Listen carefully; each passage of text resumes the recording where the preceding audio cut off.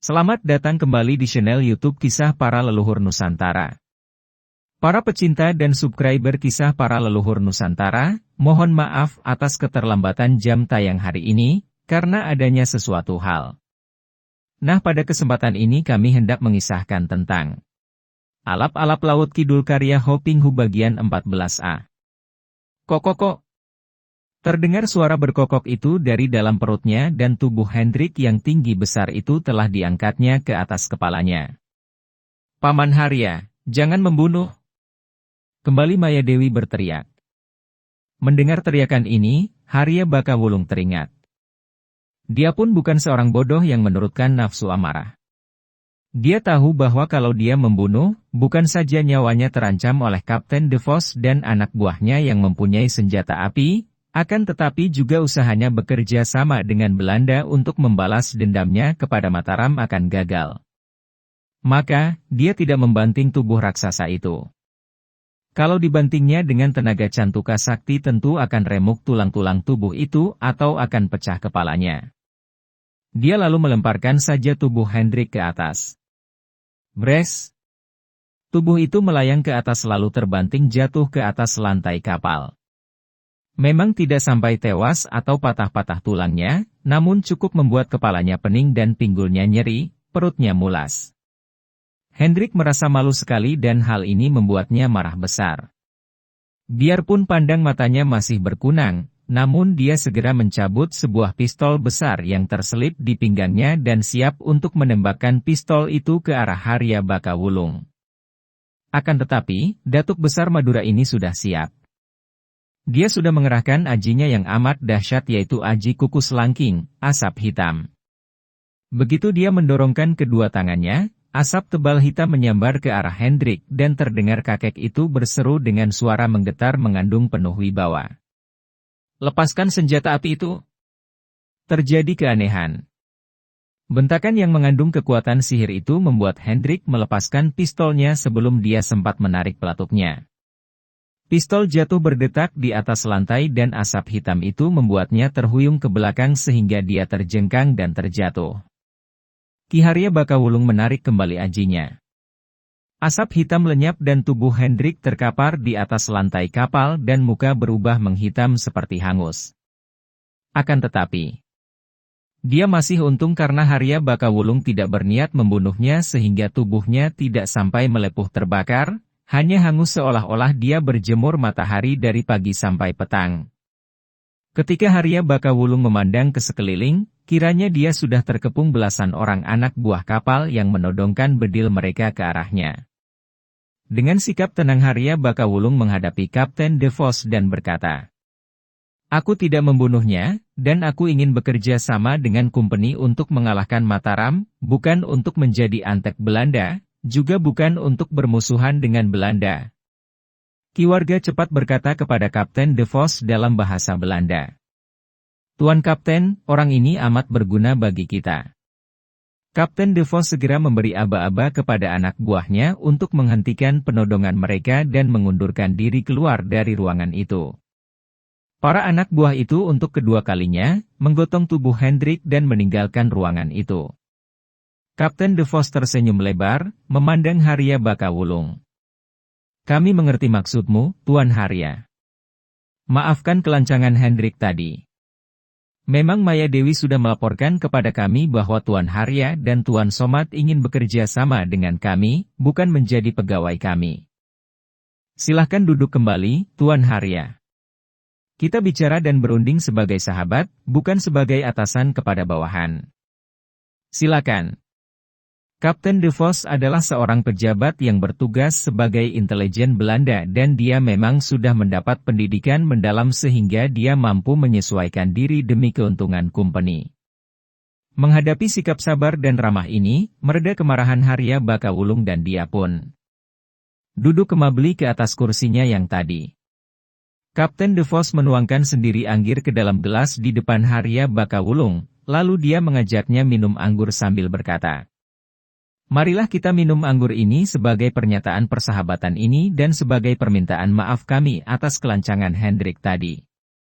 Harya Bakawulung menyambut dan minum anggurnya. Suasana menjadi akrab kembali. Tuan Harya, kalau boleh kami bertanya, kenapa kamu begitu membenci Mataram? Apakah karena Mataram telah menaklukkan seluruh Madura dan sekarang kamu ingin membebaskan Madura dari kekuasaan Mataram? Tanya Kapten De Vos. Harya Bakawulung menggeleng kepala dan menghela napas panjang. Kekalahan Madura terhadap Mataram tidak perlu dipersoalkan lagi. Madura telah membuat perlawanan sekuatnya, akan tetapi karena memang kalah kuat maka dapat ditundukkan, kini malah dapat dipersatukan di bawah pimpinan Pangeran Cakraningrat yang berkedudukan di Sampang, diangkat oleh Sultan Agung. Pangeran Cakraningrat itu dahulunya adalah Raden Praseno, putra Bupati Arisbaya, dan dia adalah muridku. Tidak ada alasan bagiku untuk mendendam kepada Mataram karena kekalahan Madura. Kalau begitu, kenapa kamu begitu membenci Mataram sehingga bersedia bekerja sama dengan kami untuk menjatuhkan Mataram? Desak Kapten De Vos. Dia merasa perlu mengetahui latar belakang orang yang akan bekerja sama dengan kumpeni menghadapi Mataram. Mendengar pertanyaan itu, Harya Bakawulung seperti diingatkan kembali akan segala suka dukanya, terutama sekali kedukaan yang teramat besar sehubungan dengan tewasnya putra tercinta. Dia hanya mempunyai seorang putra yang diberi nama Raden Dibya Sakti, seorang pemuda yang menurut penilaiannya sendiri amat tampan, gagah dan patut dibanggakan. Seluruh cinta kasihnya tercurah kepada putranya itu. Akan tetapi putranya itu tewas ketika perang sedang panas-panasnya terjadi antara Madura dan Mataram. Kematian Raden Dibya Sakti itu menghancurkan hatinya dan menanamkan bibit dendam kebencian yang teramat besar terhadap Mataram umumnya dan Sultan Agung pada khususnya. Dia harus membalas dendam kematian putranya itu, apapun yang terjadi. Setelah menghela napas panjang, Harya Bakawulung menjawab pertanyaan Kapten De Vos itu. Sebetulnya ini urusan pribadi. Aku sudah bersumpah dalam hati untuk membalas kepada Sultan Agung untuk dengan cara apapun juga menghancurkan Mataram. Mataram telah merenggut nyawa putraku yang tunggal, telah menghancurkan semua kebahagiaanku. Melihat wajah Harya Bakawulung yang penuh duka dan kini kakek itu menunduk lesu, suasana menjadi hening. Akhirnya Kapten De Vos berseru. Mari kita minum lagi. Kita lupakan kenangan masa lalu dan mari kita bersiap untuk menghancurkan Mataram, musuh kita bersama. Mereka minum anggur lagi. Setelah ketegangan mereda, De Vos bertanya kepada Harya Bakawulung. Tuan Harya, kalau Tuan tidak setuju untuk tetap menahan dua orang tawanan sampai terbukti bahwa laporan mereka benar, lalu kalau menurut Tuan, apa yang harus kita lakukan agar kita tidak sampai menderita rugi oleh kebohongan mereka? Kalau mereka besok pagi memberi keterangan, kita harus membebaskan mereka seperti yang telah dijanjikan. Untuk mencegah agar mereka tidak berbohong, kita minta mereka bersumpah lebih dulu sebelum memberi keterangan mereka. Orang-orang yang menjunjung tinggi kegagahan seperti mereka pasti tidak akan mau melanggar sumpah sendiri.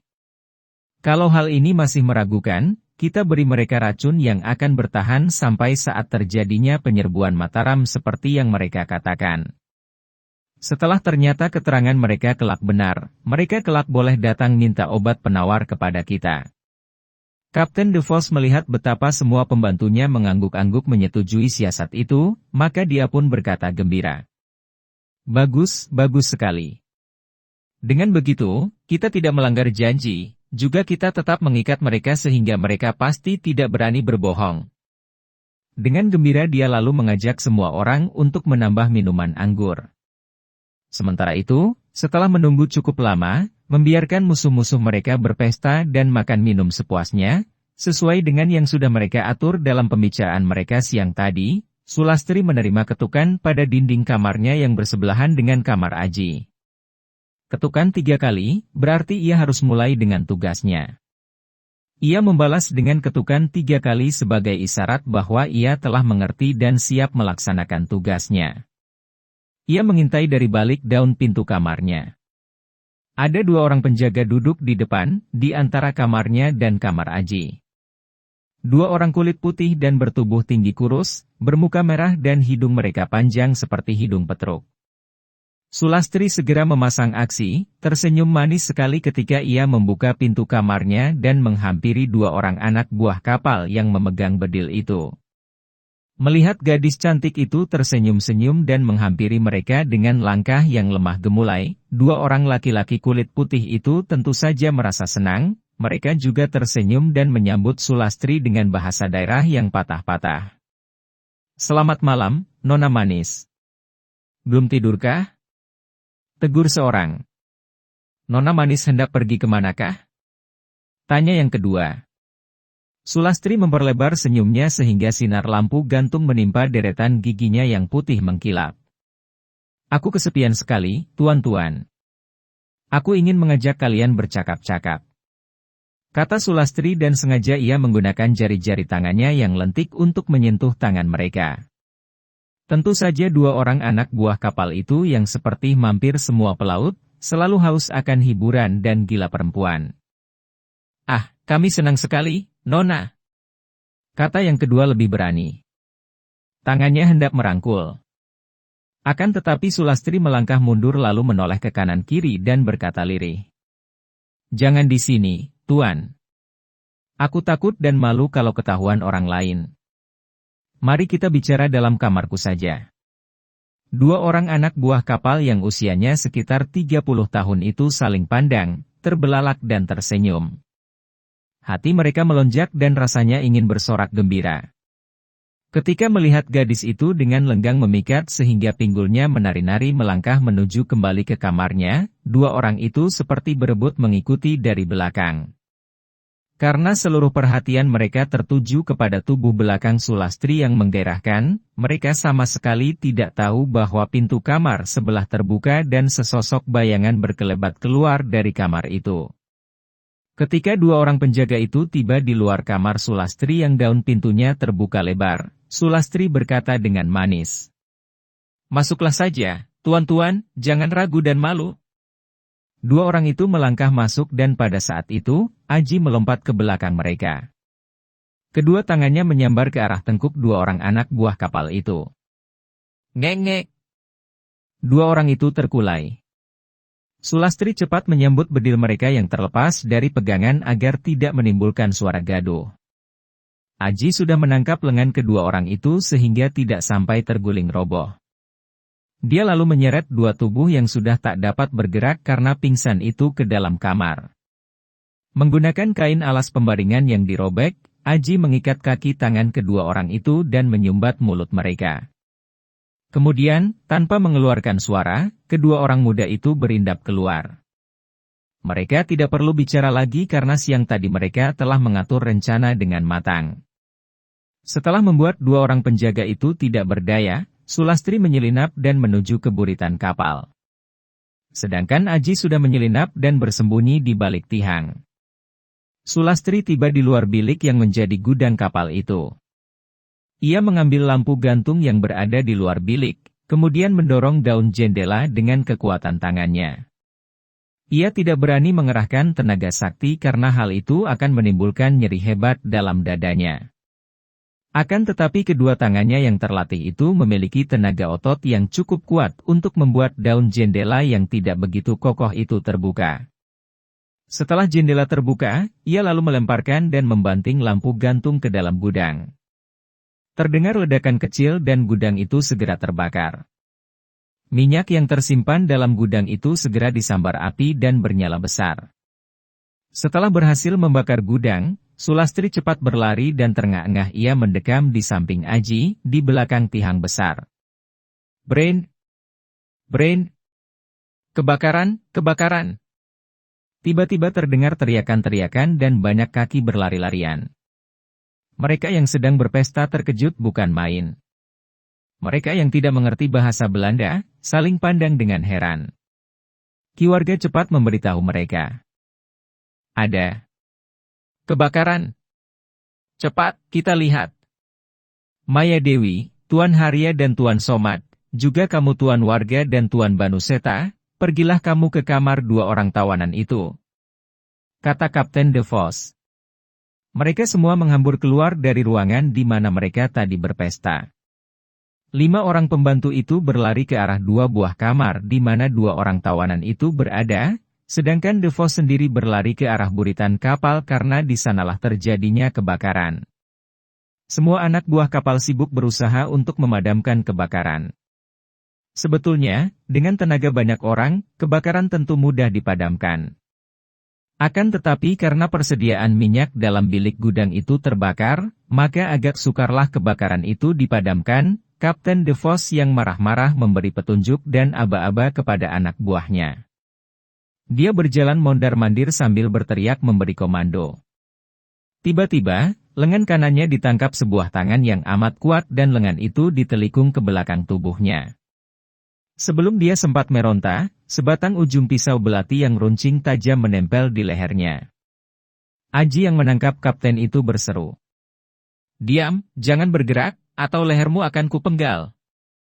Sulastri yang berada di dekat Aji, cepat mengambil pistol yang tergantung di pinggang Kapten DeVos dan membuang senjata api itu keluar kapal. Kemudian mereka berdua mengundurkan diri ke pagar kapal. Aji menarik dan memaksa DeVos ikut dengan menyeretnya.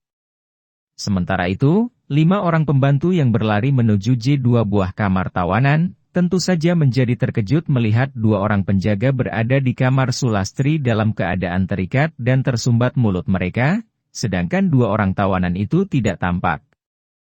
Keluarga cepat membebaskan mereka dan bertanya apa yang telah terjadi. Perempuan itu. Ia memanggil kami dan tahu-tahu kami dipukul dari belakang dan tidak ingat apa-apa lagi. Ketika kami siuman, kami telah berada di sini dalam keadaan begini. 2 orang itu bercerita. Tawanan lolos. Tentu mereka yang melakukan pembakaran itu. Mari cepat keluar dan cari mereka, kata Ki warga. Semua orang berlari keluar. Mereka berlari ke arah buritan dan membantu mereka yang memadamkan api.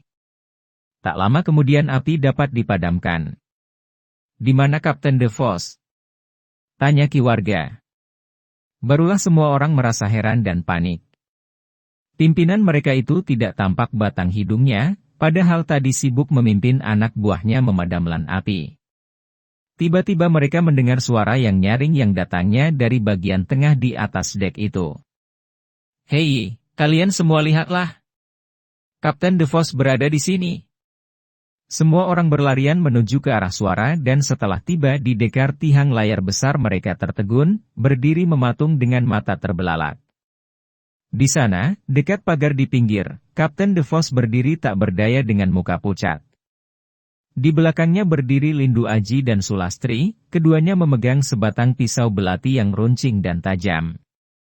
Aji menempelkan belatinya di leher DeVos sedangkan Sulastri menodongkan belatinya di lambungnya. Melihat ini, para anak buah kapal sudah menodongkan bedil mereka ke arah 2 orang tawanan itu, akan tetapi Aji cepat membentak. "Lepaskan bedil kalian atau kami akan membunuh Kapten DeVos lebih dulu." Dia dan Sulastri menekan pisau belati yang mereka rampas dari 2 orang penjaga tadi lebih kuat sehingga ujung pisau yang runcing itu mulai menembus kulit di leher dan lambung terluka dan mengeluarkan darah. "Stop! Lepaskan semua bedil itu, kalian goblok!" Kapten DeVos berteriak kepada anak buahnya. Anak buah kapal itu tak dapat berbuat lain kecuali menaati perintah atasan mereka. Kalau mereka nekat menembak, tentu Kapten DeVos akan mati dan kalau hal ini terjadi, berarti malapetaka besar bagi mereka. Ditangkapnya DeVos oleh 2 orang tawanan itu benar-benar membuat mereka tidak berdaya. Terpaksa mereka melepaskan bedil masing-masing ke atas dek. Nyi Maya Dewi berkata dan suaranya terdengar penuh ancaman. "Lindu Aji, apa yang kau lakukan ini? Bukankah kita sudah berjanji bahwa engkau besok akan melaporkan keterangan kepada kami dan sebagai gantinya kami akan membebaskan kalian dan memberi obat penawar kepada Sulastri yang akan mati tersiksa beberapa hari lagi?" "Maya Dewi, siapa percaya akan janji-janji kalian? Sekarang bukan saatnya bagi kalian menuntut. Bukan kalian yang berhak menentukan, melainkan kami. Kalian harus memenuhi permintaan kami sebagai pengganti nyawa Kapten DeVos." Melihat beberapa orang di antara mereka ada yang membuat gerakan seolah hendak menyerang, Aji berteriak lantang. Jangan bergerak atau aku akan memenggal leher Kapten DeVos. Jangan kira bahwa kami tidak akan berani melakukan itu. Kami akan membunuhnya dulu kemudian mengamuk sampai mati. Tahan. Keluarga berseru. Aji, apa yang kau kehendaki? Akan tetapi bersumpahlah dulu bahwa engkau akan membebaskan Kapten DeVos kalau kami memenuhi permintaanmu. Baik, aku bersumpah akan membebaskan Kapten DeVos kalau kalian memenuhi semua permintaan kami. Kata Aji. Permintaan kami yang pertama, serahkan obat penawar bagi Sulastri. Berkata demikian, Aji memandang kepada Nyi Maya Dewi. Dia tahu bahwa obat itu ada pada kekasih wanita itu yang kini berdiri di sebelah kiri Maya Dewi. Dia akan tahu bahwa kalau obat itu diberikan oleh Maya Dewi, berarti obat itu palsu. Keluarga dan semua orang kini menoleh dan memandang kepada Maya Dewi. Mereka tahu bahwa yang dapat memberikan obat yang diminta itu hanyalah Maya Dewi. Nyi Maya Dewi balas memandang Aji dan sikapnya tenang saja. Hal ini menunjukkan bahwa ia adalah seorang wanita yang banyak pengalaman, licik dan tidak mudah gugup.